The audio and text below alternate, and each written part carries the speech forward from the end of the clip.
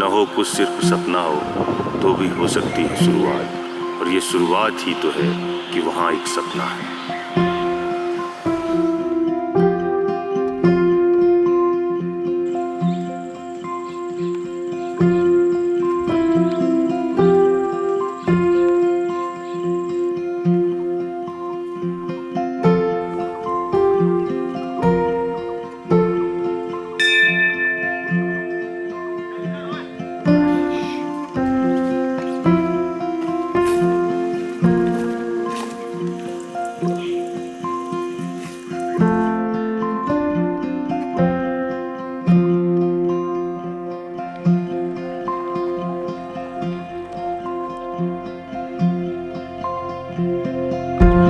2018 14 जुलाई को कुछ लोगों ने जो पढ़ने लिखने सोचने समझने वाले थे उनसे मैंने अपना आइडिया शेयर किया था कि एक ऐसा इंस्टीट्यूट डेवलप किया जाए जो परंपरागत ज्ञानों को एकेडमिक हैसियत दिला सके। और इस उद्देश्य से हम कुछ लोगों ने, जिसमें मैं और शिव दिवाकर प्रज्वल हमारे एक साथी है जो साइंस ऑफ फिलॉसफी पे काम करते हैं, महेश जोशी और पृथ्वीराज सिंह, स्निग्धा तिवारी और भी हमारे साथी थे, जिन्होंने इस सहमति के साथ रहवासी सेंटर को खड़ा करने की सोची। और उसके तुरंत बाद हिमाचल में जो दीदी कंस्ट्रक्शन करके थे उनके कुछ साथी थे जिन्होंने हमें काफ़ी मदद की और उन्होंने कहा कि मिनिमम फुटप्रिंट पे, पर्यावरण फुटप्रिंट पर हम आपको एक छोटा सा घर बना के देंगे। तो ये जो घर आप देख रहे हैं मेरे पीछे, ये घर जो है ये मड हाउस है पूरा, और ये अर्थपैक तकनीक से बना हुआ, प्लास्टिक के थैलों से मिट्टी भर के इसको बनाया गया है।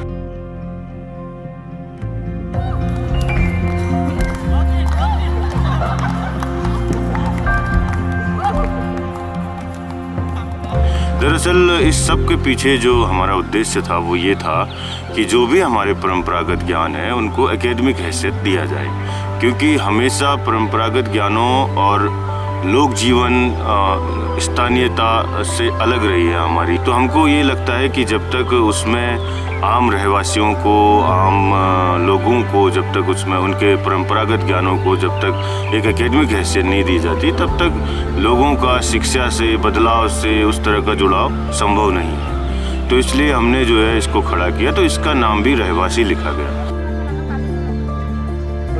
रहवासी का मतलब होता है मूल निवासी, यानी एक तरह की जो मूलता है अपनी तरह की। तो यहाँ पर रहवासी का सब जब संदर्भ है तो वो केवल रहवासी में इंसान की आवाजाही का नहीं, वो प्रकृति की आवाजाही का है, वो नदी की आवाजाही का है, वो आपके तमाम तरह के जो भी आपके जीवन के जो भी औजार हैं उनकी आवाजाही का मसला है। इस वजह से इसका नाम रहवासी रखा गया है। हम ये मानते हैं कि भले और कई मामलों में पहाड़ बहुत उस तरह से नहीं दिखता, चाहे वो जाति के मुद्दे हों, चाहे वो बराबरी के मुद्दे हों या लैंगिक भेदों के मुद्दे हों, लेकिन पहाड़ के लोग शानदार इकोलॉजिस्ट है, खासकर महिलाएं। उनकी जो इकोलॉजिकल समझ है, पारिस्थितिकी की समझ है, वो बहुत ही महत्वपूर्ण है। और मुझे लगता है कि जिस तरह का माहौल पूरी देश और दुनिया में है, धीरे धीरे उनके जो इकोलॉजिकल नॉलेज है, जो उन्होंने ऑब्जर्वेशन से सीखे हैं, वो धीरे धीरे ख़त्म हो जाएंगे। तो ये भी एक उद्देश्य था कि उनकी जो भी समझ है उसको कैसे खड़ा किया जाए। हमारे पास बहुत सारी चुनौतियां थी, लोगों को इकट्ठा करना, लोगों से बातें करना और किस तरह से ये करें। तो उस चरण में हमने अलग अलग स्टेप पे काम किया। सबसे पहले तो इस गांव में कैटलॉगिंग कराई गई, किस तरह के पौधे हैं, किस तरह के पेड़ हैं, किस तरह के अनाज है। फिर हमें पता चला कि यहाँ तो कोई अनाज अब नेटिव बचा ही नहीं, रहवासी जैसा कोई अनाज ही नहीं है। गेहूं के नाम पर केवल एक मुनरिया था। तो हमने मोटे अनाजों पर, यहाँ के जो मूल बीज थे उन पर काम किया। 30 साल बाद रिजनरेट किया फ्लेक्सीड और 30-40 साल बाद रिजनरेट किया हमने फॉक्सटेल मिलेट। और मडवे की करीब 20 वैरायटियों को हमारे गाँव के लोगों ने देखा और अब 7 वैरायटियाँ कम से कम गाँव में मडवे की है, जो एक तरह से अब एक दूसरे से मिल गई हैं। फिर उसके बाद जो है बकरी पालन के लिए जो हमारे ऊपर धूरे के गांव हैं, उनके क्योंकि पलायन हो गया था, तो उनके लिए बकरी पालन के लिए सरकार से कहा तो सरकार ने मदद करी। वहाँ करीब 20 परिवारों को 5-5 बकरियाँ मिली। अब वो बकरियाँ एक तरह से बकरी पालन उनका स्वरोजगार है। 2 गाँव हमारे एक तरह से भूतिया गाँव होने की कगार पर थे। तो 2 गांव में 3 फैमिली रहते हैं, एक गांव में 3 फैमिली रहते हैं, तो उसमें से 2 लोगों को मच्छी तालाब प्रोवाइड करवाया और एक गांव में केवल एक ही परिवार बच गया 12 परिवारों में से, तो वहाँ भी एक मच्छी तालाब किया। जब हमने फोकस्ड काम करना शुरू किया तो हमें ज़रूरत थी कि जब तक आप अपने परिवेश से जुड़ाव महसूस नहीं करेंगे और तब तक आप जो है इस मिट्टी को केवल मिट्टी समझेंगे। लोगों के बहुत सारे एक्सक्यूज होते थे कि अनाज तो बंदर सब लूट दे रहे हैं, या फल तो होते ही नहीं है, कांटे हो जाते हैं, या मछली पाल के कैसे होगा, पानी नहीं है, पानी तो कंटिन्यू चाहिए। लोगों की बहुत सारी अवधारणाएँ थी मत्स्य पालन को लेकर के, तो वो सब हमने तोड़ी धीरे धीरे। पहले 2 यूनिट मछलियों की लगी, फिर 4 हुई, फिर अब आज हम 18 यूनिट में हैं। और ये तो हमारा एक तरह से ऑपरेशनल काम था। इसके अलावा जो है हमारी जो महत्वाकांक्षी योजना है, वो योजना हमारी है कि यहाँ पर एक RAS सेंटर हो जो बीज उत्पादन करे मछली का, क्योंकि किसानों को बीज उस तरह से मिल नहीं पाता। प्राइमरी स्कूल हमारी एकदम ख़त्म हो गए थे, बहुत कम लोग थे। प्राइमरी स्कूल में हमारे वॉलंटियर आए, बहुत इधर उधर से लोग आए, उन लोगों ने प्राइमरी स्कूल को एक तरह से रीच किया। रूपांतरण कार्यक्रम गांव बुलाए रहे अभियान के तहत जानकी देवी मेमोरियल के लोग आए, जिन्होंने हमारे बच्चों को सोलर पे लाइट, छोटी छोटी किताब पढ़ने के लिए और किताबें और स्कूल में रंगाई, और इसके अलावा क्रिकेट किट, फेलोशिप दी बच्चों को। इस तरह से काफ़ी किया। और हमने भी एक पुस्तकालय डेवलप किया, लक्ष्मी टमटा स्मृति पुस्तकालय। पहले वो रहवासी की इस बिल्डिंग में चलता था और उससे पहले वो मेरे घर पे चलता था। अभी उसका वो निर्माणाधीन है, अभी उसको स्वतंत्र इकाई के तौर पर इस्टेब्लिश कर रहे हैं। हमारे एक साथी है निशान, जो उसके लिए हमको मदद कर रहे हैं, जो एक खगोल शास्त्री है यूका की तरफ से।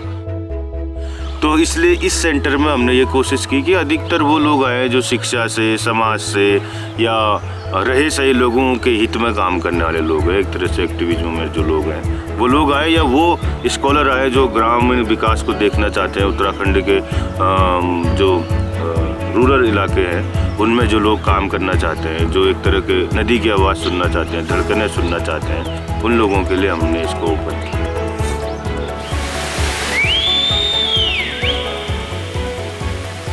रहवासी की सबसे बढ़िया चीज़ जो मुझे लगी वो है कि इसमें किसी भी तरह का ग्लैमर जो कॉमनली हम देखते हैं NGOs के ऑफिस में या उनके उसमें, जो कि एक तरह का शो ऑफ सा रहता है कि जिसमें रियलिटी होती है लेकिन बहुत कम होती है। यहाँ पर ऐसा कुछ नहीं।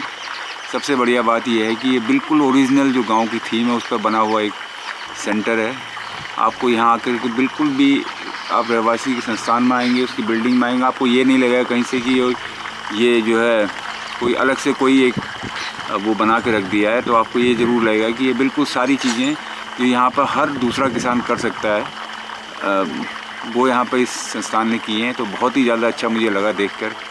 आप यहाँ पे मछलियों पे बहुत बढ़िया काम है।